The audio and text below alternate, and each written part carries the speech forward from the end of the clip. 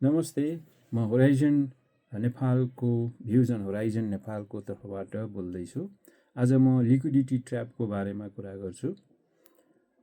Liquidity ट्र्यापलाई नेपालीमा हामीले तरलताको पासो भने पनि हुन्छ। यसको अर्थ के हो भन्दाखेरि ब्याङ्कमा धेरै पैसा थुप्रिएको छ र त्यो लगानीको वातावरण छैन।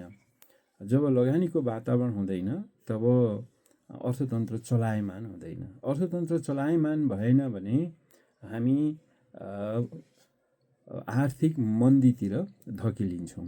आर्थिक मन्दीतिर धकेलिनु भनेको के हो त भन्दाखेरि देशलाई अधोगतितिर लाने एउटा उपाय हो। हुनाले यसले विकासको लागि खर्च हुन सक्दैन, जनताहरूले उत्पादन गर्न सक्दैनन्, बेरोजगार बढेर जान्छ।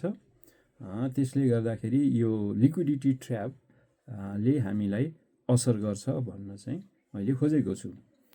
अब के भइराखेको छ त भन्दाखेरि ब्याज दर त घट्यो।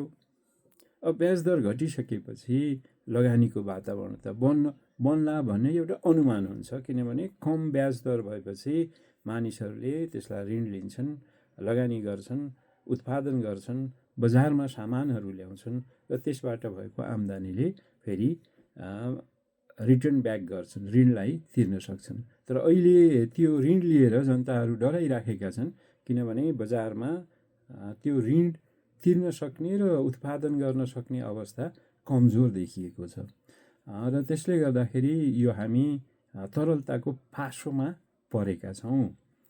यस्तो अवस्था अहिले मात्रै नेपालमा देखा परेको छ। यो अलि डरलाग्दो अवस्था छ र सरकारले लगानीको वातावरण सिर्जना गर्नुपर्ने हुन्छ। त्यसमा एउटा उपाय के छ भने उत्पादन भएका सामानहरूको ग्यारेन्टी गरिदिनुपर्छ। त्यो सरकारले गर्न सक्छ, किनभने त्यसले अन्तर्राष्ट्रिय क्षेत्रमा हाम्रो ट्रेड डिफिसिट जहाँ छ त्यहाँ उनीहरूसँग बार्गेन गरेर हाम्रो सामान किनिदिउ पनि भन्न सक्छ।